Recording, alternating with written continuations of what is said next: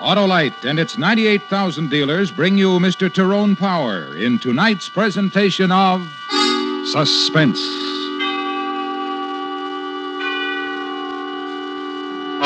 Tonight, Autolite presents the story of a man who found that everything was against him. His wife distrusted him. His best friend had to give him an alibi, all because of a girl, a dead girl. Our story is called The Guilty Always Run. Our star, Mr. Tyrone Power.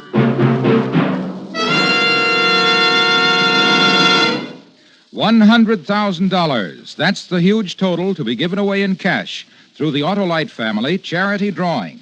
If you're one of 25 persons selected, you will name your favorite church, club, hospital, or other recognized charity to share a total of $100,000. And now, it's our privilege to hear what Fleet Admiral William F. Halsey, campaign chairman of the Mental Health Fund, says about this great opportunity. Money, such as that being offered in this Autolite family charity drawing, can do much to aid the research, which will not only help cure, but prevent mental illness.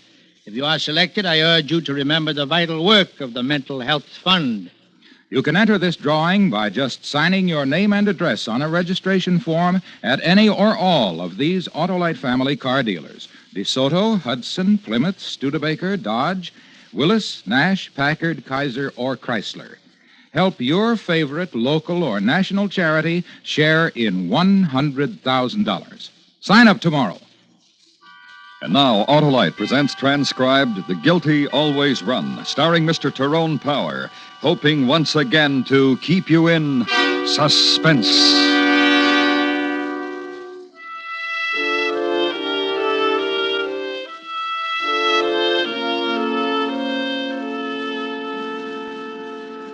To leave me alone all evening like that. It's way after 12. And... Listen, you told me it was all right. You told me to go. Answer the phone, will you? Okay. Or do you expect me to leap across the room Okay. Hello? Hello?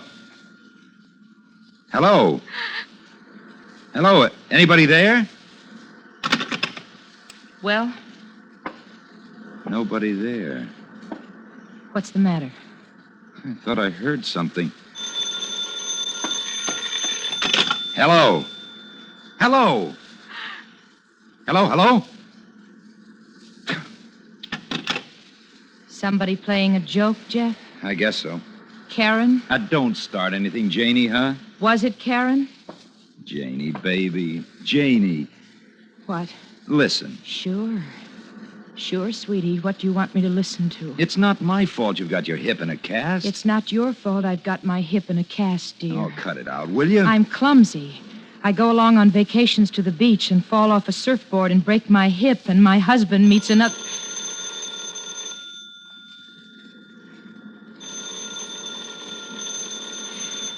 Are you going to answer the phone? No. Bring the phone over to me, Jeff. Let me answer it. Sure. Here. Hello? What's the matter? You tell me. I asked you a question. What's the... Here, you take the phone. Hello? Who is this? Hello? Help me. Help me, Jeff. Yes, this is... Jeff. This is Jeff. Who... Hello? Hello? Well, whoever it was hung up, Janie. Who was it, Jeff? I don't know. Was it Karen? Now, why don't you cut that out? It was a girl. Was it Karen? Karen sounded like she needed help. Loaded, probably. What does she look like? You never told me. Very tanned, very tall. And very beautiful. She really is. Calling here after midnight. Doesn't she know you're married? Didn't you tell her? I told her.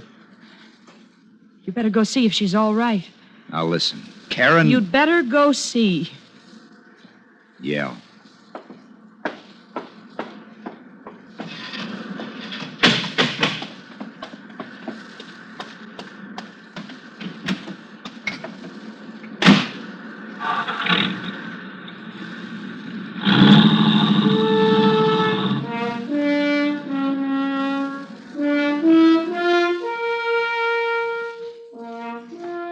drive was 8 miles from Zuma Beach.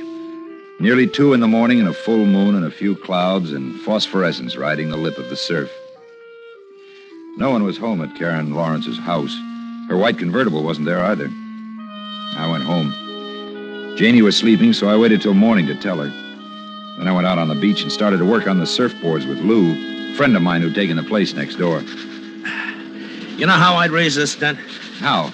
Put a beer bottle cap on it, then set a hot iron on the cap. The dent will pop right up. Yeah, I might try it when... Hi, Oh, hello there. Ah, hello. I'm Phyllis George. Which one of you is Jeff? Not Lou, huh? Jeff. It's always Jeff. Me. What did you do with Karen? What are you talking about? I drove out to see her. We were going shopping today. She's not home. The inside of her house is a wreck. Why ask me? She told me yesterday she was going to load up her surfboard and try to trap you into some moonlight surfing. How did she make out? She made out good. Yeah, we went surfing. Where's Karen, Sonny? All right, baby. I'm going to the cops.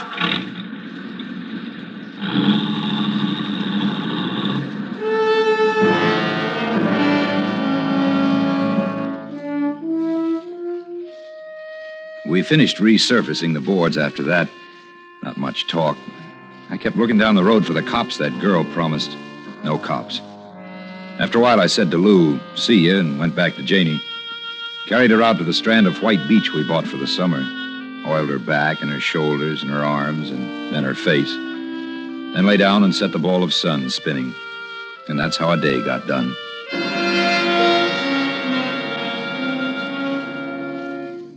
Around 10 that night, the moon was low but gaining altitude fast. Jeff, Yeah, honey? it's a beautiful night out there. Very beautiful. Uh-huh. No sense you sitting around listening to the radio. Why don't you take the board, go surfing in the moonlight? No, Janie, Listen to me, sweetie. If I could, I'd go with you. There's nothing right now I want more to do. So you go, huh, sweetie? Don't let me ruin all of it for you. Oh, Janie, I don't You mind. go, take the board and go because I asked you to. Because I want you to.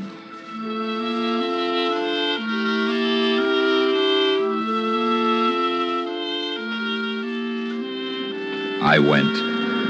And the waves were coming in gentle and fast and moon-crested from about 150 yards offshore. I paddled the board out, easy and slow, to where the moon was shaping them. It's where I saw her. Karen. Her hair floating and woven in a web of kelp, and her face moon-white, and her lips and splotches of color on her throat where the bruises were. Karen in the wet shroud of a silk dress. Dead Karen, in the sodden jacket I'd lent her the night before.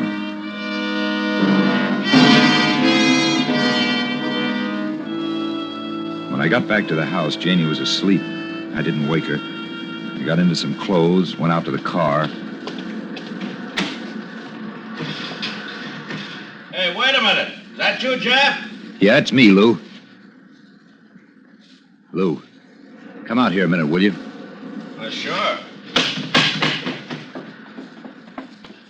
I couldn't sleep. I was reading. I heard the car, and I thought maybe Something I want to tell you about last night, Lou.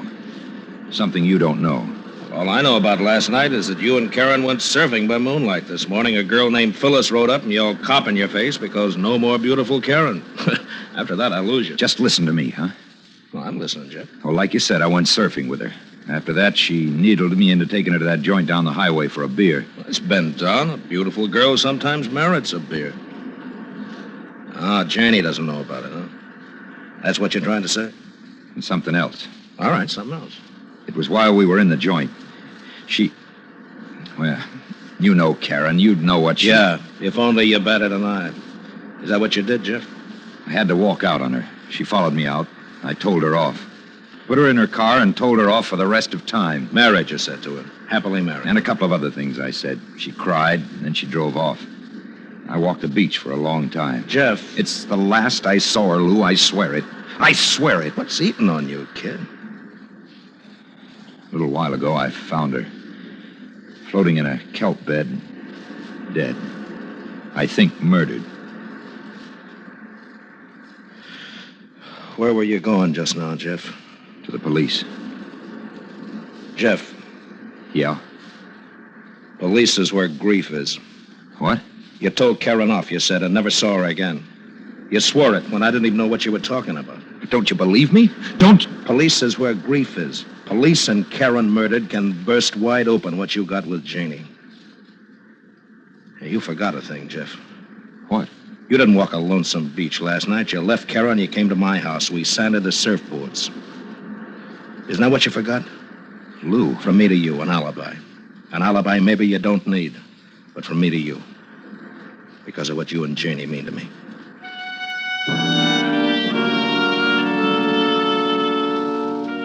Because of what he said. Because it was a big grief. Because it might kill what it was Janie and I had together. The summer and beach and sky and sea and a love I had for her. I waited till Lou had gone back into his house. Then I swam out to where Karen was.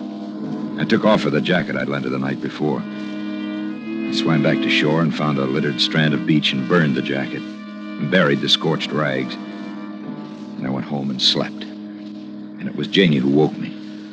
Jeff, there's a fellow outside. Huh? A fellow outside wants to talk to you. Who?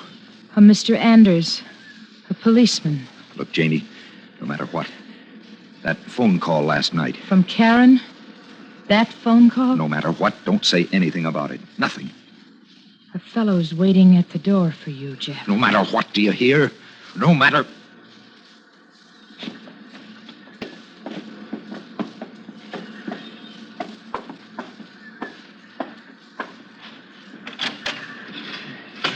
You want to see me? You Jeff Marlowe? That's right.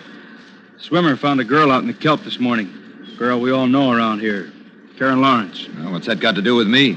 She was murdered, Mr. Marlowe, strangled. Somebody killed her and put her out on the tide. Let's go inside and talk about it.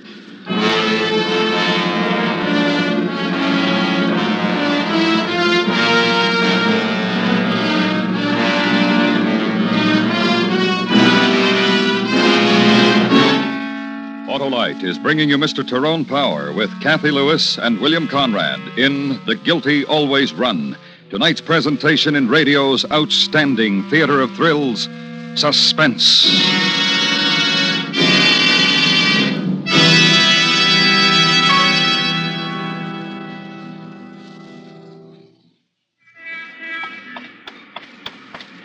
Hey, Marty, what's the rush? Oh, hi, Harlow. I can't stop now. I'm coming from a preview of the new 54 Kaiser, and I've got to get over to the paper and write the story. Hey, they call it the new car with the big change, don't they? Right. There's a big change in styling, front, back, and inside. And there's more room and comfort than ever before. Man, the new Kaiser is luxurious. How about the new Kaiser's power? Oh, there's a big change there, too, with new superpower. The Kaiser has a revolutionary new engine that gives you power on demand. It's like having two engines in one. For normal driving, you get Kaiser's famous economy. But when you need an extra burst of power and pickup for passing, or for zooming up hills, you get it. On demand. Wow, that sounds exciting, Marty. And tonight we are privileged to salute Kaiser as an outstanding member of our Autolite family. Autolite is proud of its long association with Kaiser and Kaiser dealers everywhere. And now, Autolite brings back to our Hollywood soundstage Mr. Tyrone Power in Elliot Lewis's production of The Guilty Always Run, a tale well calculated to keep you in suspense.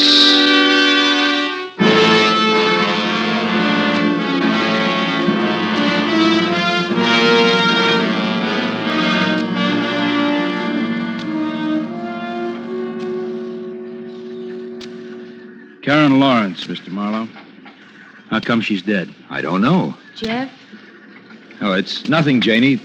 This gentleman just wants to know if I know Karen Lawrence. Why does the gentleman want to know that, Jeff? Well, Why do you want to know that? She's dead. That's not the question I asked you. She was murdered. That's still not the question. Asking around about her, your husband's name gets mentioned more than anybody else's. I see. And she was murdered, all right, in case you've got any doubt about it. Strangled. Bruise marks here and here. 2 thumbs, you know. Wearing all her clothes. Good swimmer, I understand, so we've got a tab at murder. And I've got to ask, Mr. Marlowe, if you killed her. No, sir, I did not. But you know her. Well, yes, sir. Now, look, you don't have to yes, sir, and no, sir, me. Okay. You were with her last night. We got that from Phyllis George, a friend of hers. Well, look, this is what happened. One day, Karen comes up from Malibu with a board and pretty helpless about getting it from her car to the surf. Yeah, when was this? 10 days ago. 11. The afternoon of the morning I broke my hip. Well, I can pick it all up till yesterday, Marlowe. Talk has it she liked you. Did talk have it I tried to ignore her? Yes, it did. Did talk have it that right off I told her I was married? Yes, it did. I also checked next door, your friend Lou Foster. He says he was with you around the time the girl was probably killed. Then what are you coming around here for? And what about the bar? Bar on the Coast Highway near Topanga Canyon, Marlowe. Barkeep said that you were... Okay. Like a fool, I took her down there for a beer night before last. Night before last is when she was killed. To talk it out, to tell her to stay away. Look, maybe to you it sounds... Now, don't get yourself excited, Marlowe. That's just what I'd do. Dame was chasing me, didn't want her to. Take her some quiet place and talk to her. Adult, over a beer. Well, I hope your hip gets better, Mrs. Marlowe. Thanks. And thank you for your courtesy, both of you. Sure.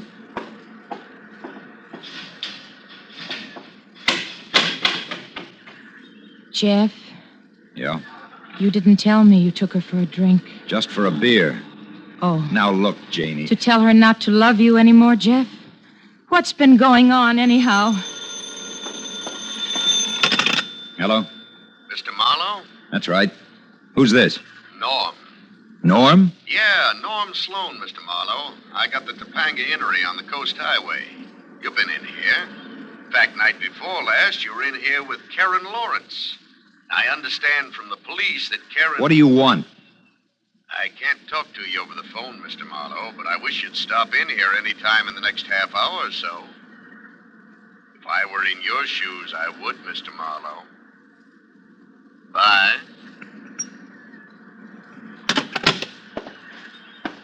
Who was it? Nobody.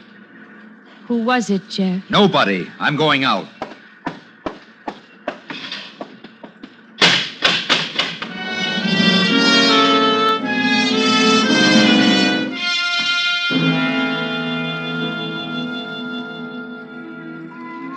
You don't want to hear my troubles, Mr. Marlowe, so I'll just tell you this. I didn't tell that policeman about the argument you and that girl had in here. Since you were the only ones in here, then I'm the only one who knows about it. And what happened out front when you left. How she was carrying on and crying. And from what Mr. Anders, that policeman, said, she must have been murdered a couple hours after you left here with her. Now, look, I don't know what you told the police, but you came down when I called, Mr. Marlowe, so what am I to figure? As long as you're here, Mr. Marlowe, I'd like to know what it feels like to go out to Santa Anita with $1,000 and not care if I win or lose. With $1,000, Mr. Marlowe. Today, Mr. Marlowe.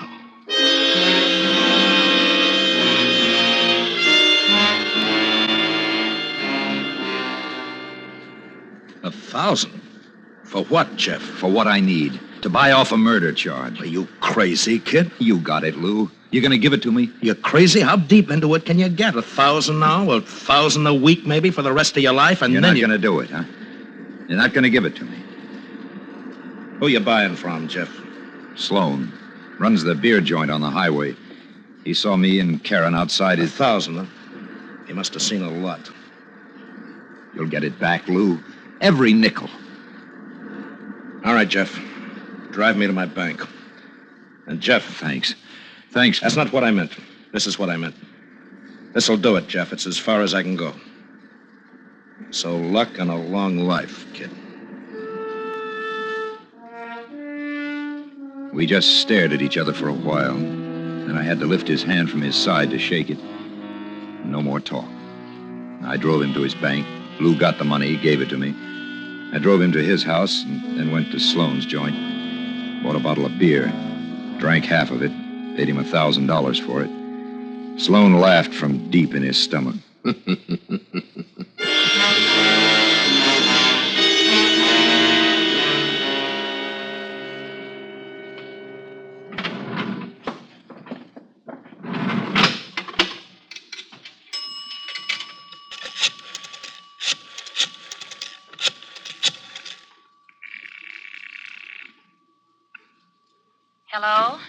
Hi, honey. Who is this? I'm sorry. There's no one here. Honey, baby, it's Jeff. No. There's no one here by that. Jeff, listen. The police are here. What are you... That you, Marlowe? This is Anders, Marlowe, Sheriff's Office. Now listen, Sloan, that beer joint fella, he called the office a little while ago, said you offered him $100 to keep his mouth shut. 100? Now you come in, Marlowe, because when you did that, you practically signed a confession. Marlowe, you understand what's happening to you, don't you? You understand what's going to happen to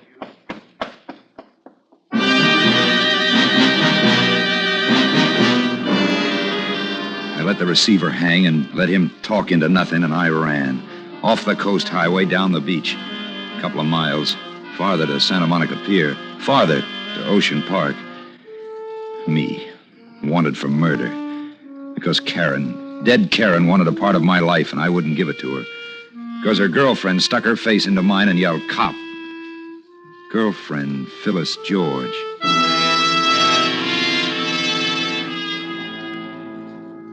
I found her address in the Venice phone book. I went there. Rooming house overlooking one of the phony canals they have. Second floor rear.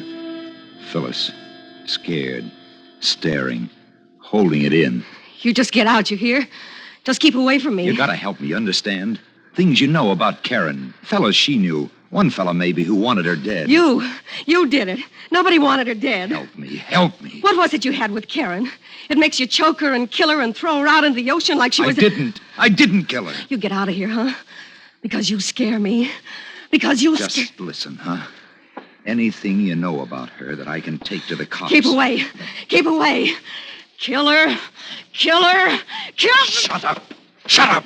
Like Karen, huh? That's how you jump. That's what you did to her, killer? That? Like you wanted to do to me just now? No, I don't. Don't do...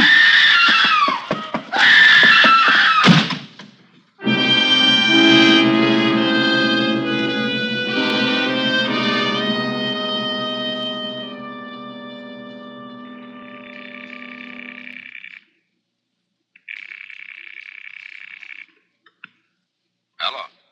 Lou, this is Jeff. Where are you, kid? Listen, how's Janie? I didn't call her because the line's probably tapped or something. How's Janie, Lou? She's okay. Where are you? I want you to meet me, Lou. Tell me how things are going. I gotta talk to somebody. Sure. Where are you? Phone booth outside a drive-in laundry in Venice. Rose and 3rd Avenue. I'll pick you up there, kid. Right away, Lou. Right away.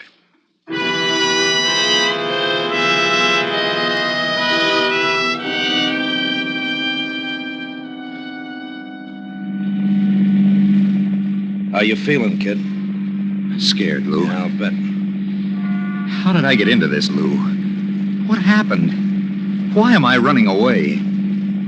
Jeff, let's not... Let's not what? Let's not kid. Huh? Because I'm in this, too. That alibi I gave you. What do you mean, let's not kid, Lou? The way you pounced on the alibi, paying blackmail. Is that any way for an innocent... You're saying what, Lou? Come on, Jeff. You really think I killed her, don't you? Listen, Jeff, Janie and I were talking. Janie thinks I killed her. Yeah. Yeah, she does, Jeff. You ask and I told you. Okay. What are we stopping for? This is where you're getting out. What are you talking about? Hey, what is this? Open the door, Marlowe. That's the boy. Now come on out. That's it. You can slide out too, Mr. Foster. Sure. Lou. That's right. I told Mr. Anders I'd bring you here, kid. Look, I didn't kill her. I did a lot of things wrong, but I didn't... Just don't whimper, Jeff, huh? The old nerve, kid. Like sliding in on a big one. Like the thrill things, kid, huh? Like you and Karen. It wasn't like that. How was it, kid, huh? What was the formula? Flex the muscle and be polite, brown eyes looking up at you, and here, take my coat, you must be cold, and let's have a beer, and back to the beach. Lou. Back to the beach, and after all of it, she was only kidding all the time? What did you strangle her for? The coat, Lou. How did you know about it? What? The coat. My coat I put on her. Sure, the one she was drowned in. There was no coat. I went back there after she'd been murdered, took the coat from her and burned it. The same crazy reason I did everything wrong. How'd you know about the coat, Lou? Now, look. Nobody knew about that coat but me. And whoever killed her. Then why did you come running to me for an alibi? I didn't, Lou. You suggested I ought to have one. You would be my alibi. That way you'd have one, too. What about it, Foster? What can he say? Those phone calls. Call and hang up till Janie got on the line. Then let Janie listen to her in pain and calling out my name. Start suspicion right at home base. You really built it, didn't you? We better go. Hey, don't do that, Foster! Stop! Hey! Hey, don't!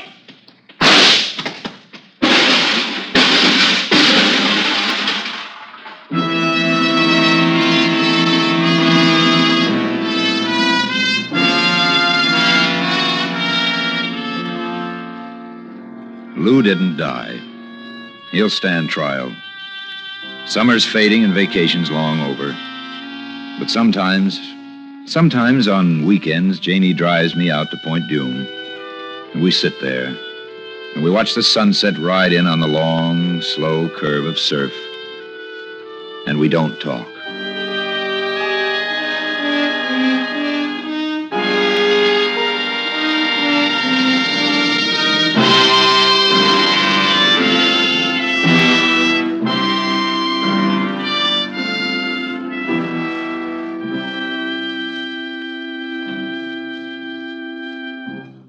Suspense, presented by Autolite. Tonight's star, Mr. Tyrone Power. This is Harlow Wilcox again. If you're one of the 25 persons selected in the huge Autolite family charity drawing, you can name any recognized charity you wish to receive a big share of $100,000 in cash. Those charities can be schools, hospitals, churches, the Mental Health Fund, or any other recognized charity. So if you're 18 years or over, visit any of the following Autolite family car dealer showrooms: DeSoto, Hudson, Plymouth, Studebaker, Dodge, Willis, Nash, Packard, Kaiser, or Chrysler. Print your name and address on the registration form and have the car dealer sign it. That's all. Nothing to buy, try, or solve. So help your favorite recognized charity share in this $100,000 total. Visit any Autolite family car dealer showroom and sign up for the Autolite family charity drawing tomorrow.